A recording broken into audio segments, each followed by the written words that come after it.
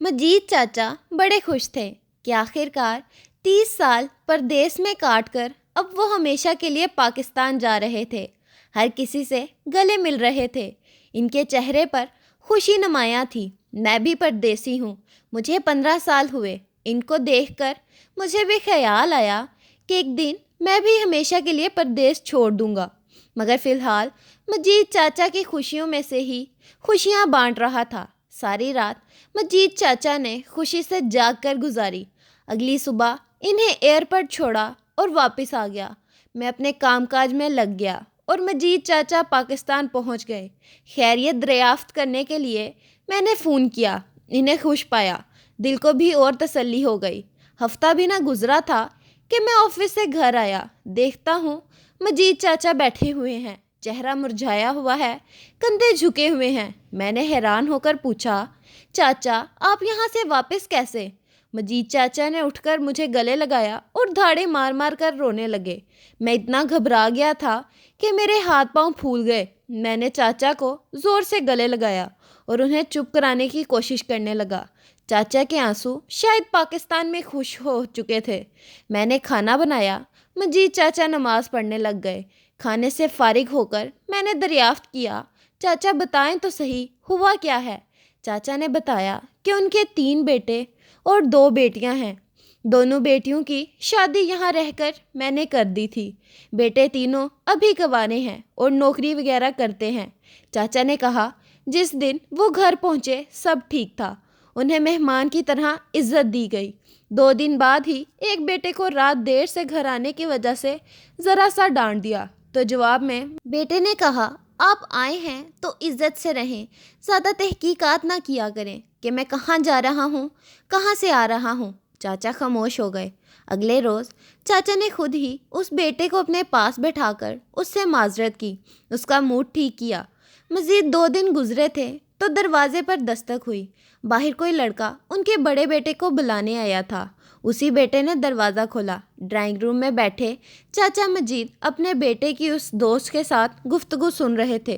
دوست کہہ رہا تھا 4 دن ہو گئے ہیں تو رات کو باہر نہیں آتا، ہم تیرا انتظار کرتے ہیں۔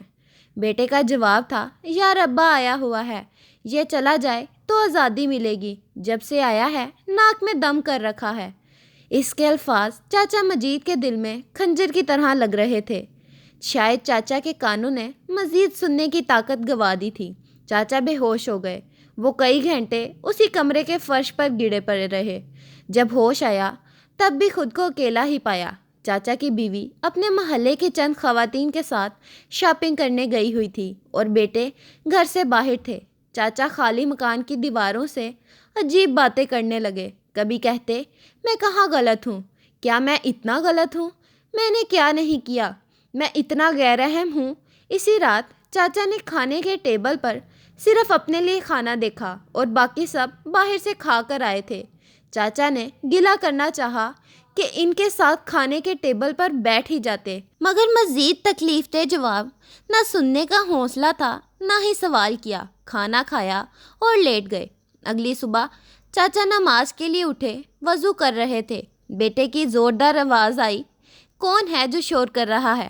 اس وقت چاچا معصوم بچے کی طرح ڈر سے گئے اور وضو ادھورا چھوڑ کر مسجد چلے گئے۔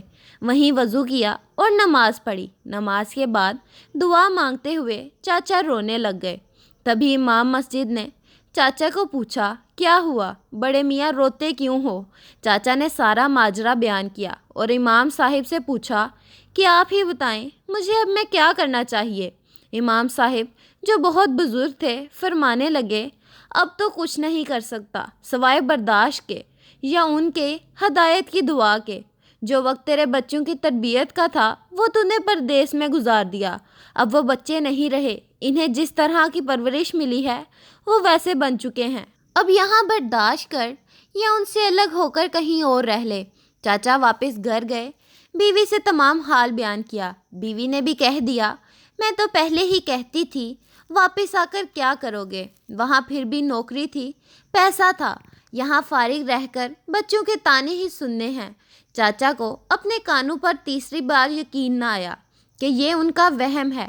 کوئی ڈراونا خواب ہے یا کڑوی حقیقت؟ غرض چاچا نے بینک میں رکھی ہوئی رقم سے واپسی کی ٹکٹ خریدی اور بنا کسی کو بتائے وہ اپنے گھر کے دروازے کو چوم کر یہ کہتے ہوئے نکل کے، اے میرے گھر کہ تو میرا گھر ہے، میں تجھ میں تو رہنا چاہتا ہوں پر وہم میں نہیں۔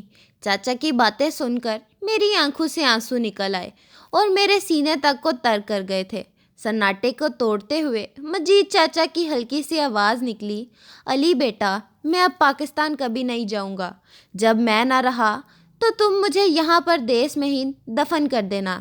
چاچا کے ساتھ لپٹ کر زور زور سے رونے لگا، کیونکہ میرا دل بھی ڈرتے ہوئے کہہ رہا تھا، کہیں پاکستان میں بنایا گیا میرا گھر بھی وہم تو نہیں۔